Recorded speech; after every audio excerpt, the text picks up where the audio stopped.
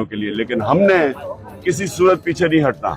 ये जो डराने की कोशिश कर रहे हैं या इस वक्त खौफ की जंजीरें हमने तोड़ दी हैं। दोस्तों, पाकिस्तान के सियासी मंजरनामे पर भारतीय स्टार नसीरुद्दीन शाह भी बोल पड़े। इमरान खान जैसे लीडर पर होने वाला जुल्म पाकिस्तान में सरासर गलत है। इमरान खान और इमरान खान के कारकुनान पर पाकिस्तान में शदीद जुल्म और ज्यादती हो रही है। दोस्तों, नसीरुद्दीन शाह का इमरान खान के हक में मुकम्मल बयान दिखाने से पहले आपको ये भी बता दें कि तेरे फिरदौस तखय्युल से है कुदरत की बहार, तेरे फिरदौस तखय्युल से है कुदरत की बहार, तेरी किश्त फिक्र से जगते हैं आलम सब्ज़वार।